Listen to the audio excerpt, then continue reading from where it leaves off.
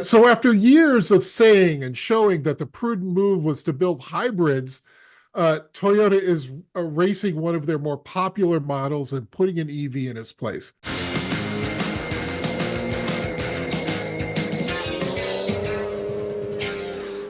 Welcome back to Car-Pinionated, our weekly show on cars, the car industry, and driving in general.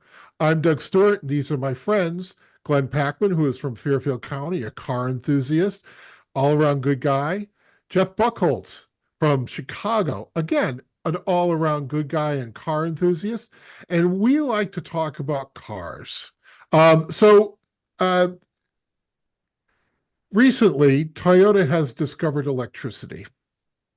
Um, they have, I mean, really, you can't you can't take that away from them. That's quite no, a crowning achievement. yeah. I No used pun to, intended. Yeah. so crowning, yes, good, good Crown. one, good one. Uh, I used to say that my old neighborhood was wired by Ben Franklin. Anyway, um,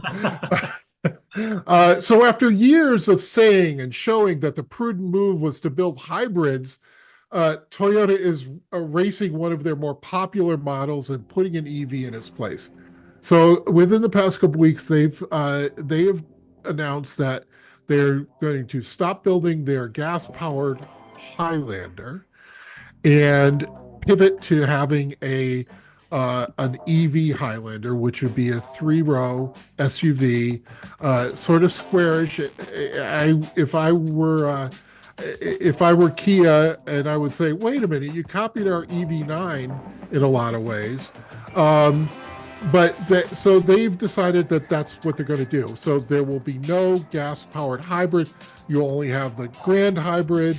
The current Highlander for you know pricing is 47,000 to 55,000. The Grand Highlander starts actually at 41,000 and goes up to 60,000. Mhm. Um, Now, Toyota has a thing about um, kind of super stacking their Mhm. models, right? And I just wonder um, what this how this goes. Jeff, do you have any thoughts about what Toyota's doing? Well, first of all, today I learned that Toyota was still building a car called the Highlander. All I ever see anymore Yeah, are Grand Highlanders, yeah. really. So I think getting rid of the regular Highlander, Highlander Classic, if you will, is probably really smart. And why not relaunch it as an EV? To so that they are in the three-row electric EV space that Kia is in with the EV9 and Hyundai also with the is that what is that? The crap. I Is think the it's Ionic also now? Ionic yeah, nine? is it the Ionic 7? I I can't remember. thought it was nine. Okay, it probably is nine. So anyway, I mean, so at least it puts them in that lane, which makes sense with a brand that people know and have seen, and they're not introducing a new brand of any kind. The other thing it does, and I suspect we're going to head here in a minute, will be it also is a good platform for them to spin off a version to sell as a Subaru. Maybe an Ascent EV, who knows? Yeah. But I think, and as you point out there, the Highlander and the Grand Highlander are, I mean, the Grand Highlander pretty much eclipses the Highlander in terms of price point. And so, yeah, let's, get it out of there. And besides, they've got, I mean, they have so much in that space. I mean, there's, Mhm. from the sort of higher end of the RAV4, the Forerunner, the Land Cruiser, the Grand Highlander. They have, the Crown, Signia. yeah, the Crown Signia also kind of plays in that sandbox a little bit. They got Mhm. so many kind of two box vehicles in there that are, gas engine or gas electric hybrid. Sure, take the Highlander out, make it an EV, and reintroduce it in that way. That actually makes a ton of sense. And it's the sort of move we've come to expect from Toyota. They're, the company full of really smart people. Yeah. Hmm. I just one thing about the Subaru Ascent. It has 19 cup holders. Does it really? Yes, it does. Wow. Yeah, yeah. That because I had one as a loaner, and I Mm. and I remember hearing that when it came out, and I'm like, yes, I counted each one of them. Anyway, Oh, Glenn, 19 cup Glenn, holder. Glenn, what are your thoughts on Toyota's I move? want to just know if the car actually seats 19 because that they've really found something. Yeah. Um, I I'm always I've owned Toyotas. They were both very good cars. I've never been excited by Toyota as a lineup. They make really utilitarian cars for people that don't necessarily want to think about driving that much. And it's very rare that somebody says, "Wow, a Toyota that this thing handles like."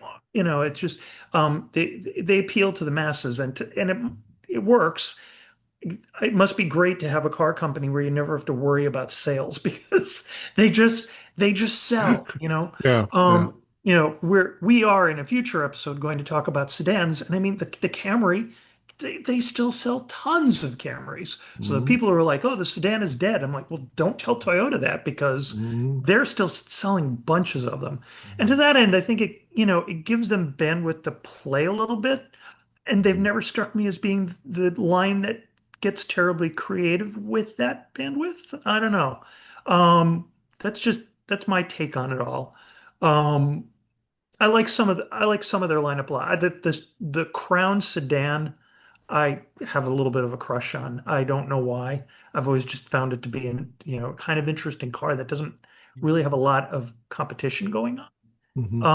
But I mean, good on them that they're really getting into the electric thing. They've had the Prius forever, and I mean, in my mind, the Prius is the first really popular hybrid.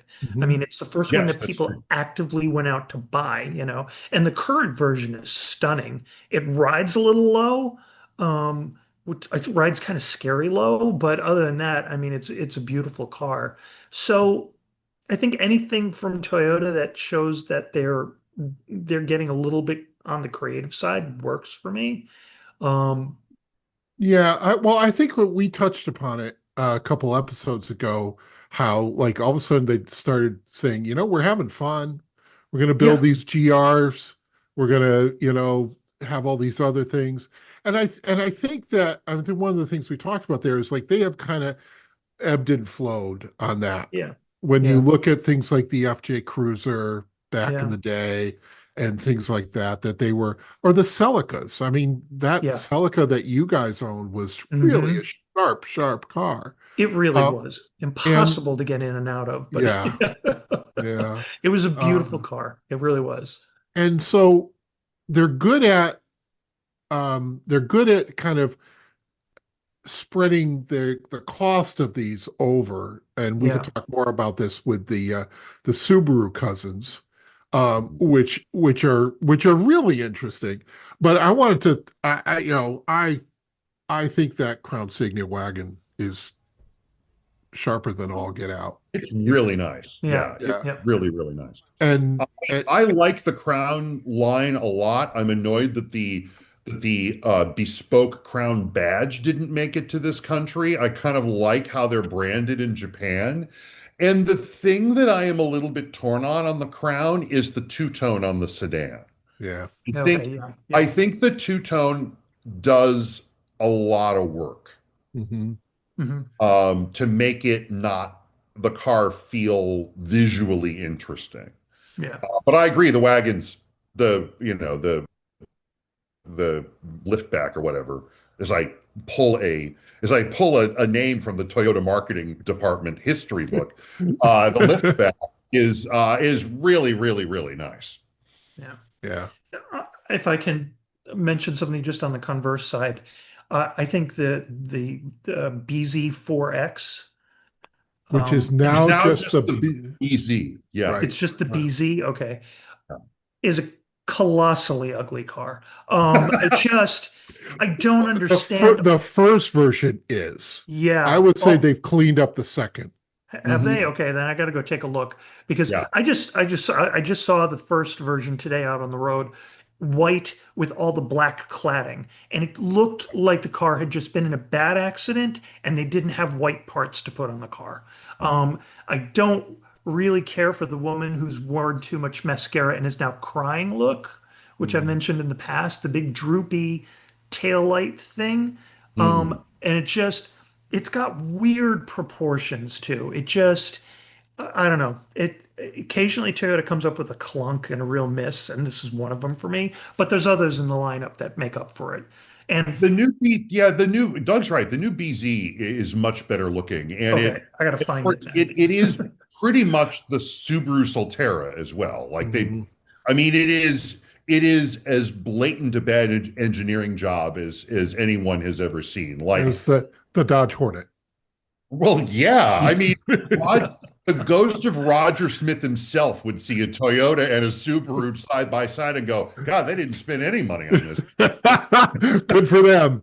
How did they do that? And still people bought them.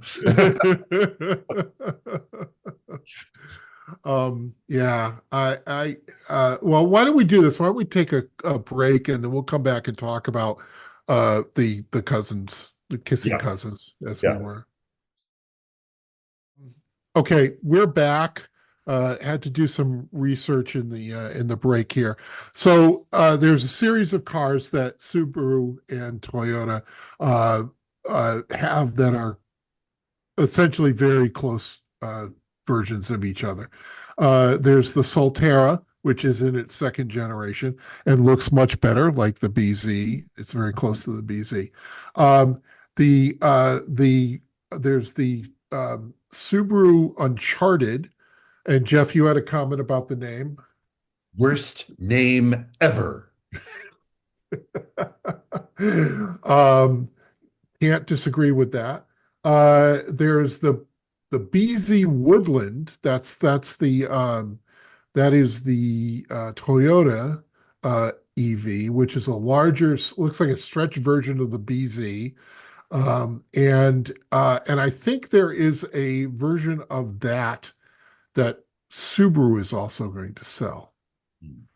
Um, do you think, and this is not okay, so there's the whole 86 uh cars that Subaru and Toyota both sell very similar version.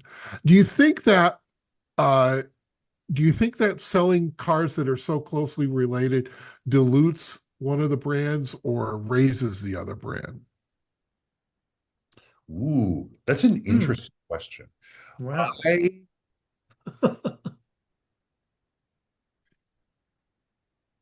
I don't in this instance, I think it's kind of a push.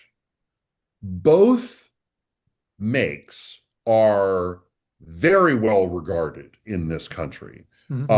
and for good reason. They're they're both known for very good cars, very reliable cars, and cars that have lots of utility to them, and cars with really loyal owner bases. I don't know that there's a loser in this one at all, and I think if if I'm looking at a Subaru, if I'm looking at an electric Subaru and I hear that that it's made essentially by Toyota, I'm thinking, okay, that's cool. And if I'm looking at a Toyota and I see that it's, may have some of the utility of a Subaru, that'd be great too. I mean, yeah, I Yeah. think it's a win-win in this case. They have very complementary attributes, because Yeah. when you think of Subaru, you think bad weather, driving, go anywhere sort of thing. And when Yeah, you think of Toyota, you think of very well built. And I'm not saying that the other one doesn't have that, right. but Right. I think you're absolutely right that what they that it's a the uh sum is greater than the parts. Mm, Yeah. for sure. So yeah, yeah. Um and good on them. The Solterra and I would assume the BZ are built in Japan. So Mhm. there's the tariff question, which once again has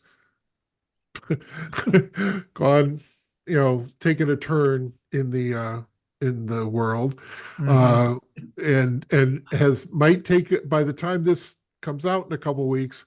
Yes, It there will be another turn. Yeah. right, right, yeah. I think, Glenn, what are you thinking? What are you thinking about these two models together? Uh, that I'm gonna second what Jeff said, that it's a very interesting question. I think they do complement each other very well, and I don't see a lot of like one brand pillaging sales from the other over this. I think you have loyalists in both brands, Mhm. hardcore loyalists, especially Subaru.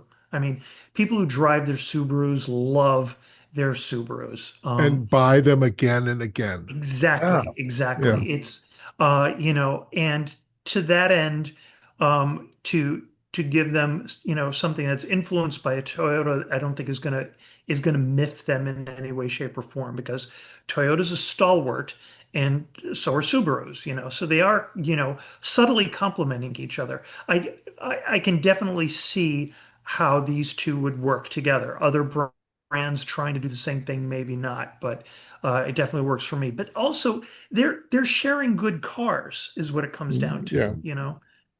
The GR86, the little sports coupe, which is the B BRZ. BRZ. BRZ. Thank you. I was going to say BRX, and I'm like, I know I'm close. Both. I mean, they look an awful lot alike, but both. It's a beautiful car, no matter which one you buy. So that you're giving that little sports coupe availability to the Subaru lovers is great, and that you're still offering it to the people from Toyota who want today's Celica is is a great idea. So I'm cool with it working. And oftentimes, some of these things have been disasters. I'm just thinking of like Chevy with rebadged Isuzus years ago. Always made me do this.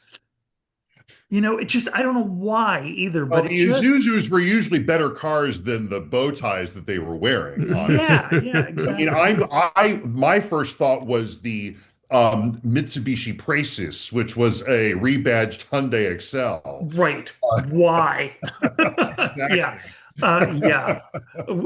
Yeah, there you go. That's the commingling that doesn't really work. Right. So, and I've seen some in the past. I always thought that when Ford and Mazda started sharing stuff, there was a copaceticness there that sort of worked. Maybe because I'm a big fan of Mazda. I mean, that maybe Yeah. that's what Yeah, it is. and in the one sort of really obvious in cars that I'm going to talk about the trucks in a second, but Yeah. the one really obvious sort of pairing on cars, which was the 626/MX6 and the Probe, they Right. did a really nice job of making those cars not look the same at all. Absolutely. And Even they inside, were both beautiful too. yeah, they look terrific in their own right. Yeah, absolutely. There's a limit to the amount of styling leeway you can do on a regular pickup truck. But Yeah. I would venture to say that the Mazda B series version of the Ford Ranger is better looking than the Ford Ranger. Those little I fender had one and I sold it to blisters, Doug. those are pretty sick. Yeah. Yeah, exactly. It just couldn't get above 70 miles an hour, but Yeah. Yeah. You Little. know, you And know, it, you know what I'm going to say. You know that the mid 2000s Ford Ranger is all the truck anybody needs, and it's the best truck ever made. yes. I had lunch with somebody the other day and he was like, "Oh, I'm thinking of getting a pickup truck like an F-150." I'm like, "You don't need it. You Nope. don't need it. You get a No. Maverick. You Yep. don't yeah. need something that big."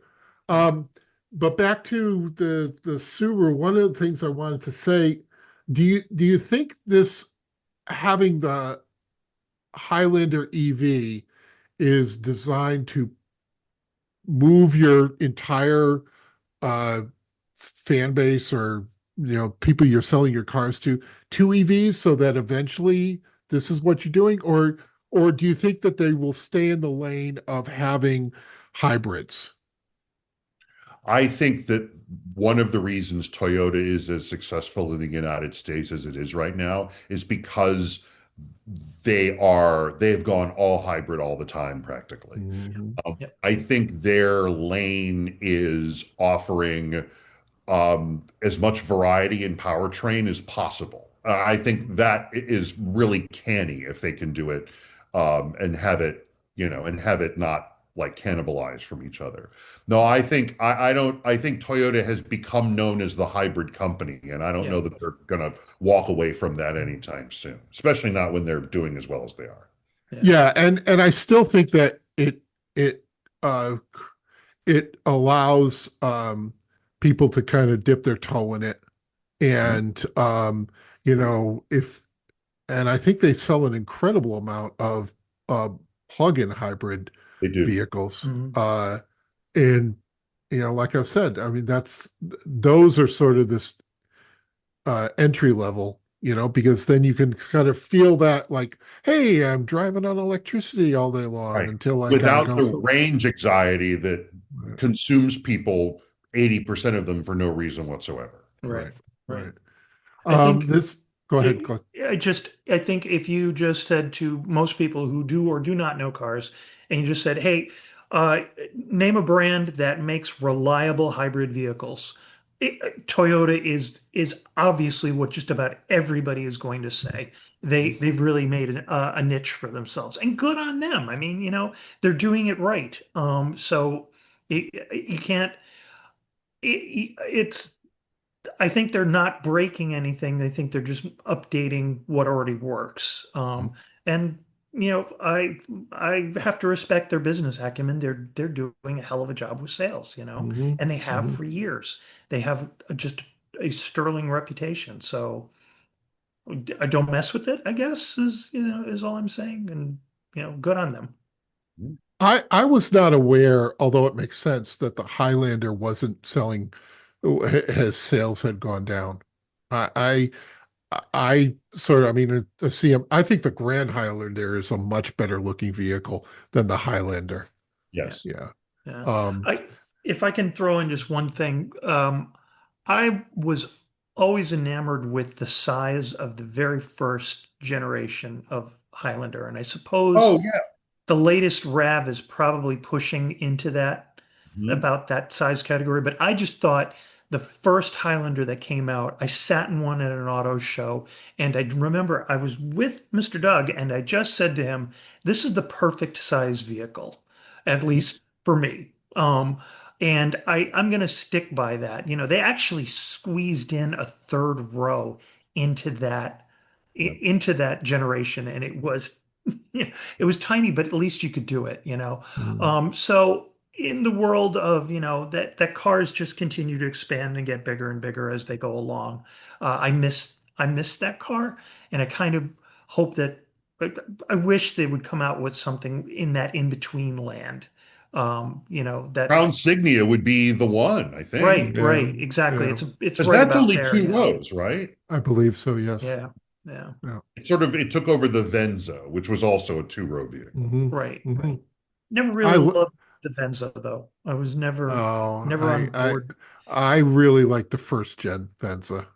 Mhm. Really? Yeah, it's really it's something special. There's somebody at work who has one, and I'm like, that's nice. I like that. Yeah. Mhm. It Yeah. was a Camry wagon. It Sure. certainly was. It's a Yeah. Camry Sportback wagon, but yeah, Yep. yeah, Yep. yeah. Yeah. I mean, Um, not unattractive. I just never worked up an excitement over it. yeah. So Um, all right. We are going to land the plane. um, remember that you can watch old episodes of Car-Pinionated because we're really funny. yeah. Yeah. We are Um, three very funny guys. right, exactly. Um, and we will see you next time.